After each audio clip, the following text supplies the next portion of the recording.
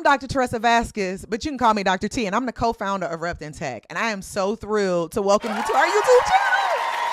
At Rept in Tech, we support and invest in diverse technical creator projects, especially those involving media, like streaming, video, and podcasts. You see, our mission is to amplify your tech rep and to help you succeed in this tech industry, y'all, so that you can live the big timer.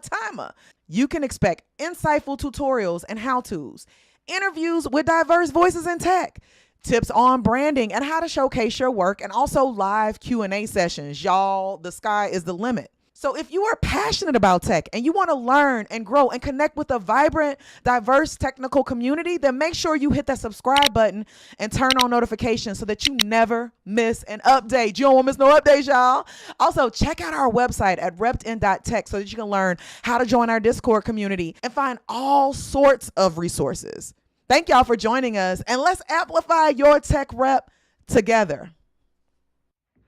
Hey everybody, Dr. T here. I wanted to jump on and welcome you to our first front-end cohort session.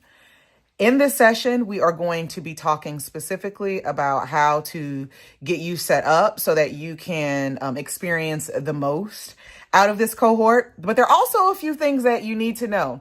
If you are one of our cohort members, a part of the community who have signed up for the community, you should also currently be inside of a live room. So what that means is inside of the community, there's also a live room that you can access that everyone who's a part of the cohort will also be in there. And we keep our cohorts really small, so don't worry about it. You can keep your camera off if you want to. But how our format goes is we show you something and then we ask you to go do it for a time period, and you'll hear some cool music and then a timer will go off and then we'll come back together.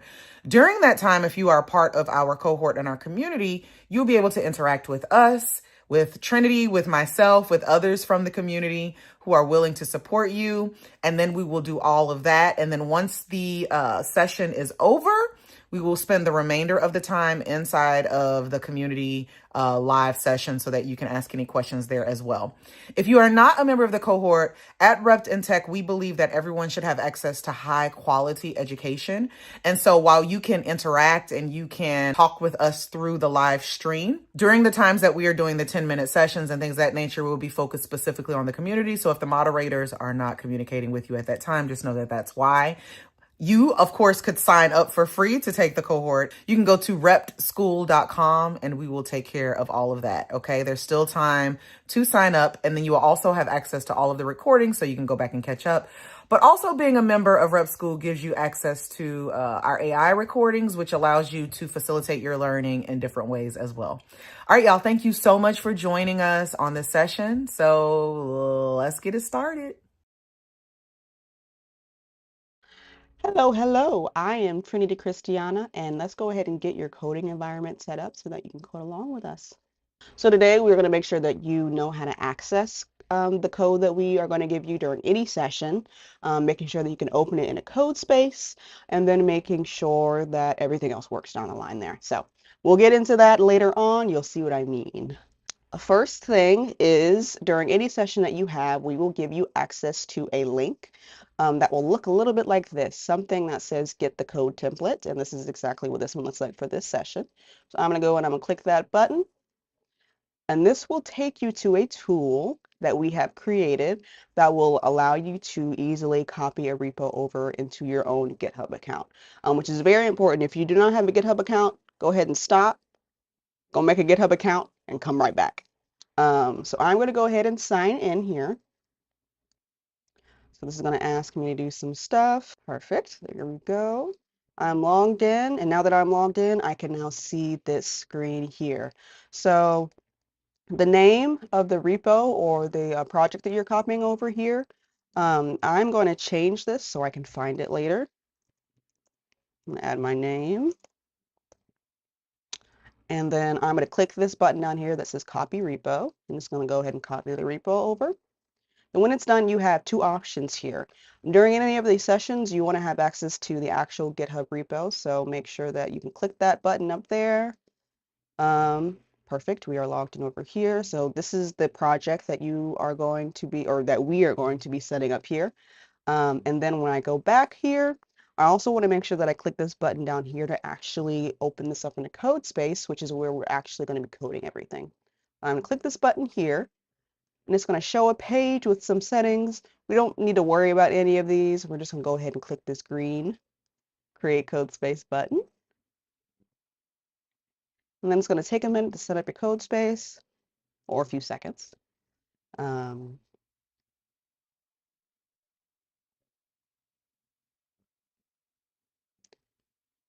Okay, everything is loading. Still opening.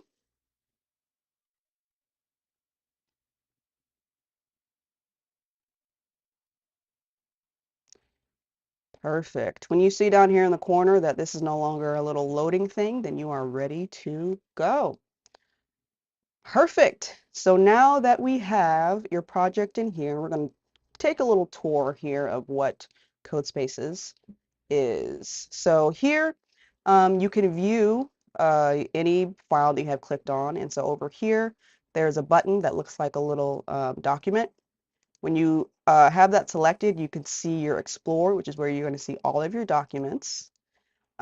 If you have any folders in here, they'll have a little arrow. So if you're like, some of my code is missing, if you go and you find any of these with a little arrow, you open it up and your files are in there. And then when you click on a file, that file will then open up here in this little window there. So that's really the basics that you need to know. Now, let's say you have everything set up and you are wanting to make some changes to your file. So let's say, for example, in this index.html file, I want to update this to have 2 exclamation marks there. Now, I want to see my changes. How do I do that? Well, if you go over here to this icon here that looks like 4 cubes. If you click on that, that'll open an extension tab over here within Codespace. And we are going to find a extension called Live Server, which is going to allow us to actually preview our HTML the same way we would preview it on the web. So we're going to look up Live Server. And you're going to go here, you're going to find the top one. And if this here says with Rick Day, then you are looking at the correct one. So find the install button, go ahead and click that. Do we trust the publisher? Yes, we do. Go ahead and trust the publisher and install. We'll give it a minute. Perfect. Alrighty, now that you already have this installed, let's go ahead and actually see how to open it so you can actually preview your HTML. So if you look down here at the bottom of your code space window, you'll see a little toolbar. And down here to the right, you should see a button that says Go Live. So go ahead and click that and let the magic happen. Boom, it should go ahead and open up a new window within your browser and bam, look at that. Now you are viewing your HTML. So, and if this does not pop up at all, there is a button down here that will pop up saying open in browser. So if you click that, that will also open it as well. Perfect. Now that we have your live server up and running, let's go ahead and test to make sure that this is working correctly. So I see that I have 2 exclamation marks here, which is perfect, but what if after I have the live server running, I want to make some more changes? So let's double check to make sure that this is synced up properly. So let's go in here and let's just change this to 1 exclamation mark.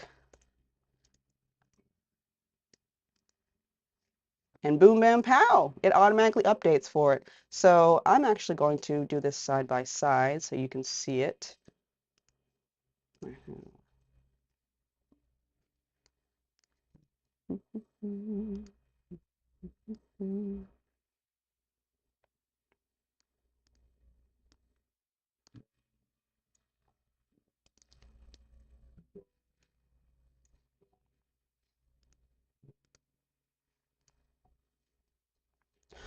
Alrighty, so now let's see how you can actually view your changes as you make them. So I went ahead and I put these windows side by side.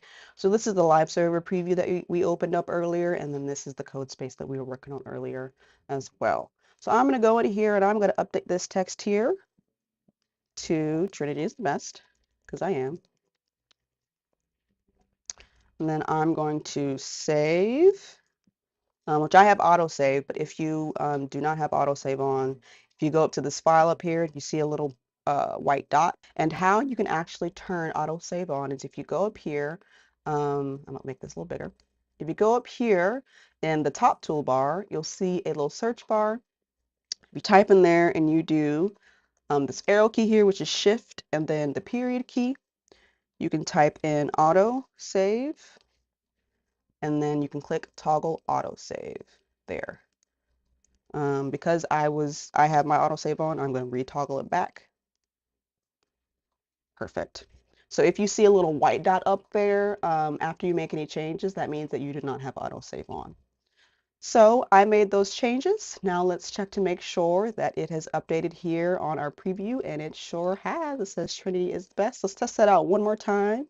Let's remove an exclamation mark. It's going to auto save. And if it doesn't automatically update, you can refresh your page. Sometimes it does take a minute. And there you go. The exclamation mark, there's only one of them now. All right, so now it is your turn. We're going to give you about 10 minutes to go ahead and open up your code space using the template that you have to install that live server and then to test to make sure that your live server is working.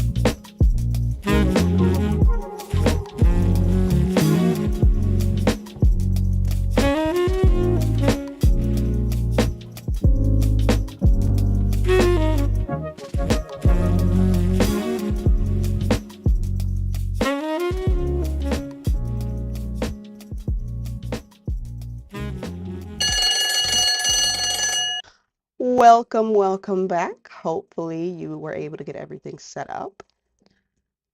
So now you can go in, you have your code, you are able to now see any changes that you make. Now let's actually save your code.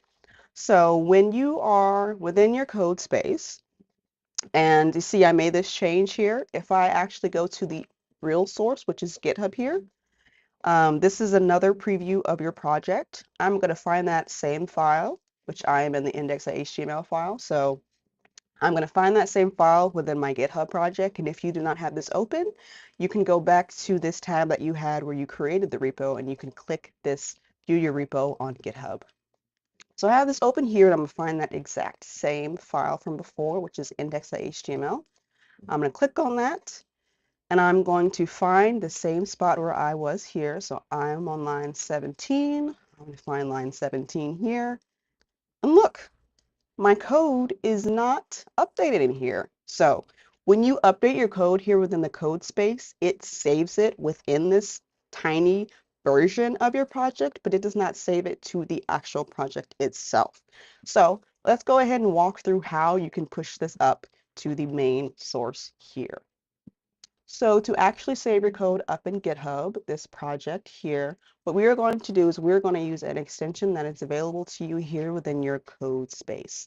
So if you look over here, you'll find a little, like, I like to call it 3 dots and 2 lines. You find this icon here, and if you actually have already made changes, you'll see a number pop up on that extension icon. So if you hover over it too, it'll say source control if you're looking for it that way. So if you click on that, I'm going to open this up so you can see it more. I'm also going to zoom in so you can see it better. So here, I love this extension because you can do multiple things with it. One thing you can do is any files that you have changed within your project, you can click on them, and it will actually show you what changes you have made so that you can make sure that you agree with those changes and that you're making the changes that you expect to. So I'm going to look in here, and I see that this is telling me that I deleted that and I added Trinity as the best. Okay, that looks great to me. I approve those changes. So after you've gone through that file and you were okay with those changes, let's go ahead and approve those by finding that file here and clicking the plus button that pops up after you hover over it. So that means I approve these changes and I have staged them. So I've done that, and I go back here and refresh, and the changes still aren't there. Well, you approve the changes, but you haven't pushed them up yet. There's still a couple more steps that you need to go through. So now that I've approved those changes, let's go ahead and commit those changes. Whenever you commit, you do need to add a message to the commit so that anyone reading later on, including you, can get a quick summary of what your changes were.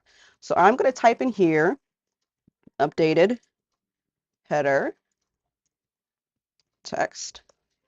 Now, remember that any text that you add here can be visible to anyone who views your project in the future after you push this up. So we want to make sure that it's that you are comfortable with anyone reading this message that you type, because your name is attached to it, trust me. So after you update that message, you can go ahead and click commit. All right, now I have committed those changes. Those changes still are not up in GitHub yet because you have one more step. Trust me, just one more. So now that you've gone ahead and you've committed your changes, now this button here changes into sync changes. So now this is like publishing a document, right? It is in draft mode. You committed to it. You are ready to push it up to the main project. So let's go ahead and click that button. Once you click that, this will tell you, hey, this will pull and push commits from and to origin main. That is A-OK. That is exactly what we want. So you can click OK. And then down here, you'll have a little pop-up too, if this is the first time you've done, that says, would you like VS Code to periodically run get fetch? I would say no, because we'll do that manually. Perfect. Alrighty, now this is blocked out. There's no more things that I can do here within the source control extension. So let's see if my repo has updated within GitHub. So I go here, Let's zoom in. Let's let the magic happen. Let's refresh. And looky there, Trinity is the best is now here within the project. So I have pushed up and I have officially saved it. Now, if you look up here too, you can see that commit message that I saved, remember, and my name is right next to it. So any commit message that you put up there, make sure that you approve that message because it will be in there. Perfect. Now it is your turn to go through and make some changes to the text if you have not already. Go ahead and approve / stage those changes, commit with a message, and then publish your work and make sure that it shows up in GitHub.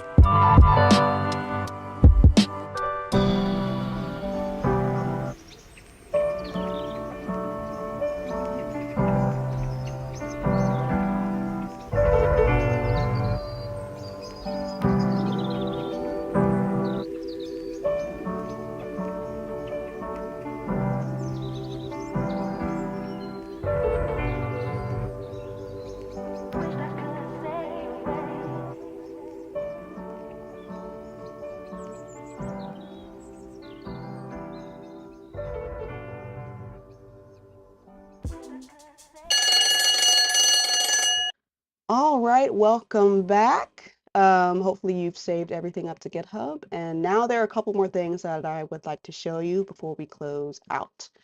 So if you go back into your code space here, there is a way for you to actually stop your code space. So you only have a set amount of hours within GitHub, and so we would like to conserve those hours. Let's say we are done with this repo. We're like, hey, we made the edits.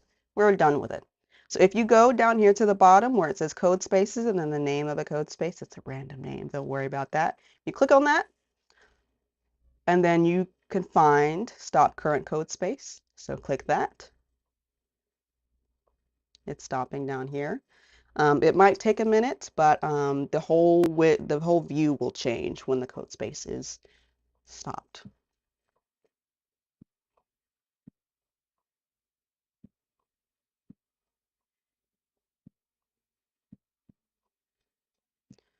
Alrighty. Perfect. When the screen says code space is stopped, your code space is stopped. Now let's say your code space is stopped and you need to reopen it. Well, if you go to this repo here, I'm going to go back to this home page of this repo. You click code up here. So you'll find your repo and then you'll scroll down and you will find this code button here.